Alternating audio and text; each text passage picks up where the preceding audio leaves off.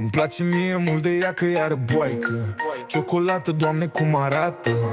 Așa o fată poți să-i bagi doar bani în gean, care stil oriental. Ok, yeah. Ia-o de la treia, yeah. Ți-am furat femeia. O duc la loft, n-o duc la Hodoj, la Ikea. Îi pun la gât cheia. Îi place să-i vorbesc urât.